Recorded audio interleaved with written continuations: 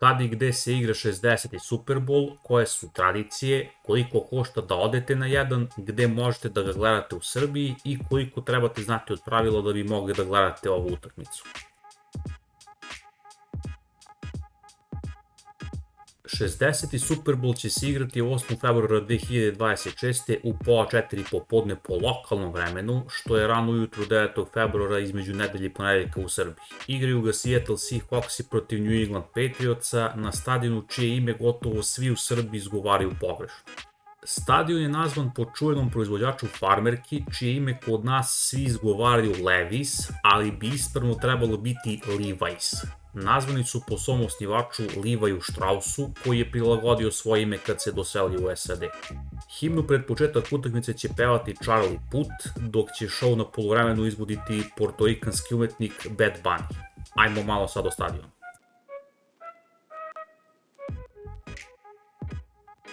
Dakle, ovaj Super Bowl se igra na Levi's stadionu, gdje inače igraju San Francisco 49ersi. U skladu s tim, stadion se nalazi u Santa Clari, koje je jedno 65 km plus minus južno od San Francisco. Ok, Santa Clara jeste sastavni deo velikog urbanog područja, koji se zove zalivski deo San Francisca, odnosno Bay Area, ali je službeno to kao neka opština u tom velikom gradu i smatra se da kao nije San Francisco, već nešto zasebno.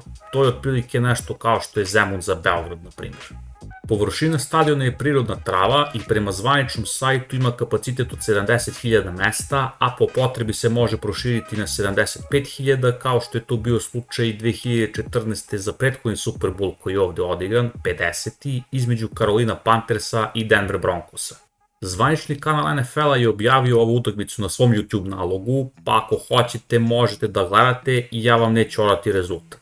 Zvanični podaci kažu da donji deo tribina čini 2/3 kapaciteta, što je rekord u NFL-u i znači da je veći deo publike dosta bliže terenu nego inače.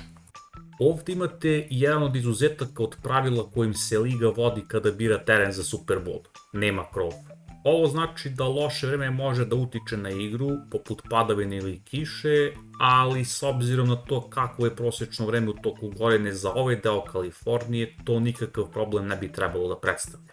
Levi's je od Seattle udaljen nešto više od 1000 km vazdušnom linijom, dok je od Foxborougha, dela šireg grada Bostona, udaljen oko 4500 km. Od Beograda je udaljen nešto iznad 10.000 km direktnom vazdušnom linijom.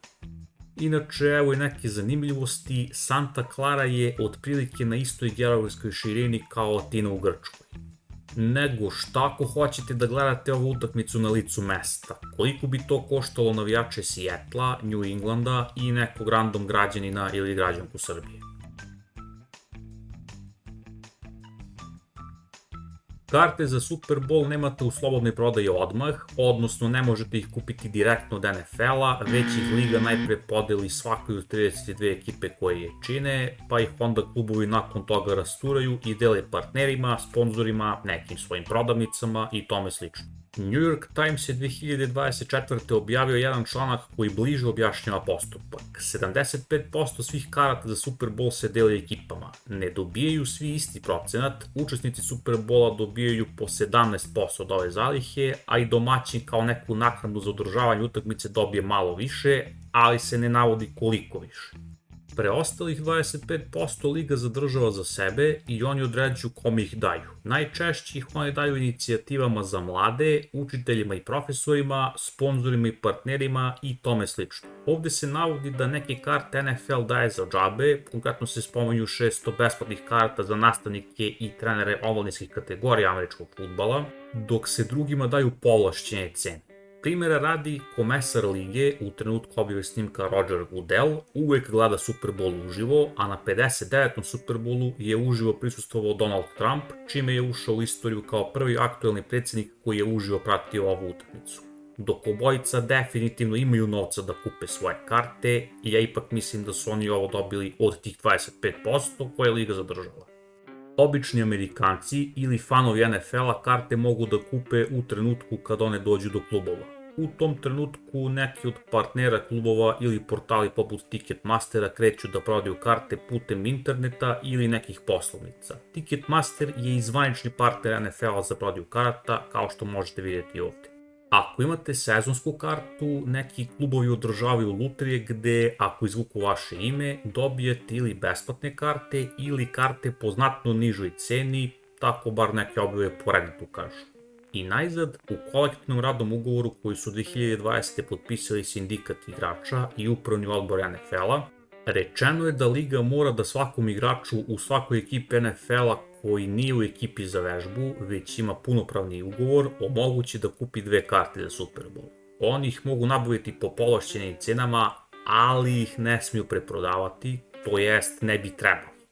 Liga povremeno hvata neke igrače kako preprodaju karte i najčešće ih finansijski kažnjava. Sad, ne znam da li ove karte spadaju u zalihu od 75 ili 25%, ali budući da se deli igračima, verujem da su ove karte iz onih 75% koje dobijaju ekipe. No dobro, koliko koštaju karte za prosječnog Amera i Amerku koji nisu igrači, vlasnici sezonskih karata, partneri NFL-a i tako dalje? Pa jedan ili oba bubrega, zavisno od tržišta i onoga ko mi ih vadi. U trenutku izrade snimka da bi kupili neku jeftiniju kartu za 60. Super Bowl treba vam od 6.000 do 8.000 američkih dolara. Ako je verovati američkoj upravi za socijalno, i ako sam ja razumeo dobro, prosječna plata iznosi 69.846 dolara i 57 centi godišnje, odnosno oko 5.820 dolara mesečno bez računanja ikakvih troškova poput hrane, stana i komunalija. Dakle, nije za radničku klasu i to ne samo za američku, već ni za srpsku. Ako bi hteli iz Srbije da uživo gledate ovu tekmu, pored ove cene trebate i da odletite za SAD, što znači da vam trebaju još i viza i avionska karta za let iz Čikaga ili Njujorka, jer iz Srbije, a ni iz bilo koje države bivše Jugoslavije, zaključno sa datumom objave snimka, nema direktnih letova za San Francisco. Turska ih naravno ima, ona leti direktno i za Afganistan i Eritreju. Iz Srbije možete, na primjer, da odete do Istanbula i onda da hvatate direktan let za San Francisco. U svakom slučaju, prosječan Srbin i Amer gotovo da nemaju šanse da uživo gledaju ovu utakmicu, to mogu samo nadprosječni Srbin i Amer. Velika većina nas, znači, ovo može da gleda putem TV-a. U Srbiji je Super Bowl nekada davno prenosio RTS, konkretno treći kanal, ali već neko vreme ovu utakmicu prenosi Arena Sport. Kad smo već kod TV-a, ovo je dobar prelaz za... Jedan od podataka koji se stalno prenosi u domaćim medijima, a i inače u stranim, je to koliko košta 1 sekund reklame za Super Bowl. Za ovaj konkretno 30 sekundi koštaju 8 miliona dolara, a pojedini plaćaju i 10 miliona.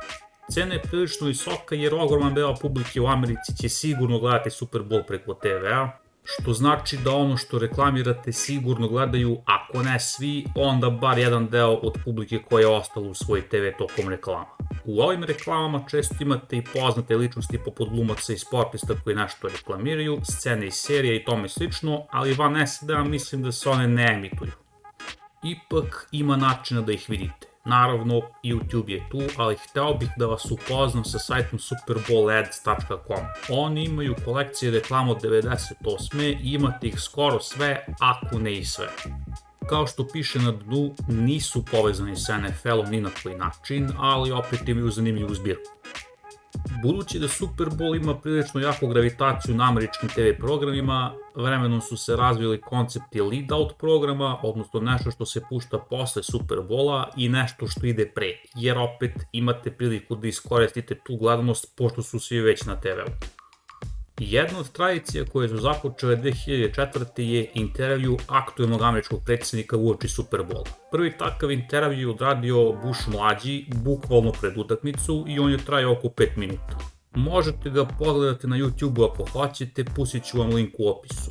Bush nije to redovno radio, ali njegov naslednik Obama jeste. Svi ovi intervjui su bili u suštini bez politike i pričalo se o tome ko za koga navija, šta misle o američkom fudbalu, s kim će ga gledati i tome slično. To je sve tako bilo do Obaminog intervjua 2014. pred 48. Super Bowl, za koji ja inače random imam jaknu, ali ne znam da li je original.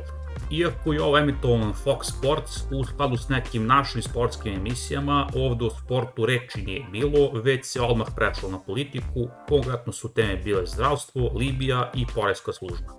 tek na samom kraju se O'Reilly setio da se zapravo igra Super Bowl, pa je pitao Obamu za mišljenje o tome ko će pobediti. Od tada svaki intervju koji se radi gotovo da nema reči o američkom fudbalu, već je isključivo politički. Predsjednički intervjui posle Obame nisu bili redovni, Trump je u prvom mandatu propustio jedan, a Biden dva. 2025. je Trump u svom drugom mandatu ipak odradio intervju pred 59. Super Bowl. Ne znam da li ću odraditi pred ovaj, ali ako izađe, okačit ću u opisu pa možete da gledate ako vas te stvari zanimaju. Drugi vid programa koji ide nakon Super Bowla je drastično zanimljiviji i Ameri ga zovu Lead Out program. Tu se uglavnom puštaju premijere nekih serija, emisija, dugo očekivane epizode i nešto što se promoviše, odnosno hajpuje već neko vreme. Primjera radi, pilot epizoda za Family Guy je puštena 31. januara 1999. posle 33. Super Bowla. Posle ovog 60. Super Bowla će biti emitovane zimske olimpijske igre. Apsolutni rekorder u ovom delu emitovanja je bila 12. epizoda druge sezone Prijatelja, emitovana posle 30. Superbola 28. januara 1996. koja je bila duple dužine i koju su premijerno gledali skoro 53 miliona Amerikanaca, što je predstavljao udeo od 47%.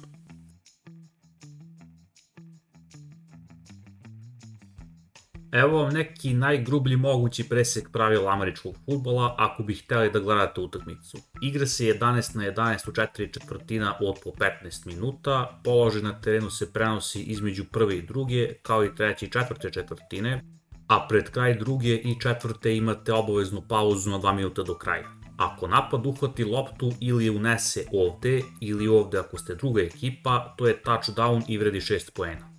Ne mora cijela lopta da uđe, najmanji mogući vrh je dovoljan ako igrač ima posjed. Posle touchdowna imate dodatne poene, šut na gol za 1 i novi touchdown za 2 poena. Ako šutirate na gol van touchdowna i date ga, to su 3 poena. Možete i iz mesta ili iz igre, ali iz igre pre Daga Flutija 1. januara 2006. niko nije šutnuo na gol još od 40-ih. Na kraju, treći način postizanja poena je ako odbrana obori igrača napada sa loptom ovde ili ako napadač sa loptom nagazi ove ivice ili napusti teren kroz svoju end zonu. To je safety i vredi 2 poena. Imate i safety od 1 poena koji se može desiti samo pri dodatnim poenima posle touchdowna ako lopta ostane u terenu, a pokušaj ne uspe, ali se u NFL-u zaključno sa objavom snimka nikada nije desio. U koledžu jeste 2 puta doduše. Safety je najbrži poen u istoriji Super Bowlova zaključno sa datumom objave snimka. Kroz teren se možete kretati dodavanjima ili nošenjem lopte. Između dve akcije se uspostavlja granica, odnosno line of scrimmage. Dok se lopta ne izbije, odnosno dok se ne snapuje, zabranjeno je da odbrana pređe nju. Takođe imate pravo na samo jedno dodavanje unapred sve dok ne pređete granicu. U suprotnom je kazna. Imate pravo na neograničen broj dodavanja unazad ili u bok, čak i ako pređete granicu, sve dok lopta ne padne na zemlju. Imate još pravila za dodavanja, ali reći će vam ih tokom TV prenosa ako se za to javi potreba. U suštini, dok ne padne na zemlju, sve je ok. Tokom prenosa ćete primetiti i ovu liniju koja je najčešće žuta, sem ponekad u situaciji kad idete na njeno osvajanje na 4. pokušaju. Tada je ili crvena ili u bojama vaše ekipe. To je linija koju trebate nagaziti ili preći za novih 4 pokušaja. Šta su sad ti pokušaji?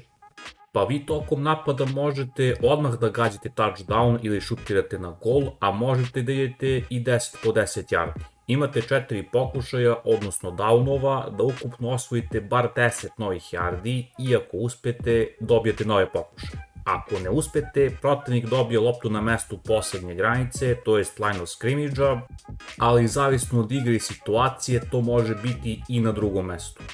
Ako ste na 4. pokušaju i nemate šansi da osvojite nova 4 pokušaja, a nalazite se oko linije od 33 yarda na protivničkom delu terena, uglavnom šutirate na gol za 3 poena.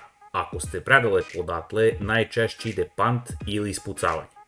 Cilj panta je da lopta stane što bliže protivničkoj end zoni, to jest što dalje od vaše. Ako tokom ispucavanja nekom silom lopta prođe kroz gol, a ne padne na zemlju, gol se ne računa.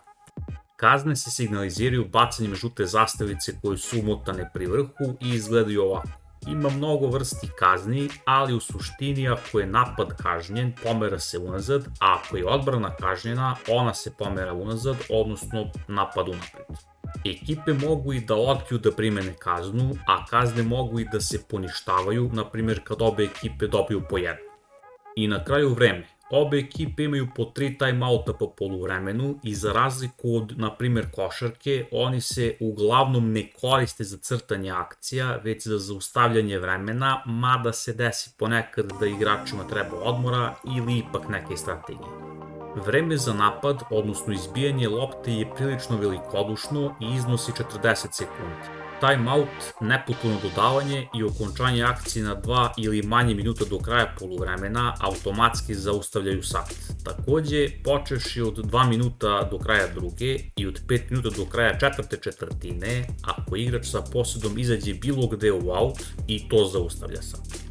U svim ostalim situacijama se ono kreće. Nisam sve pokrio, ali ovo vam je neki minimum.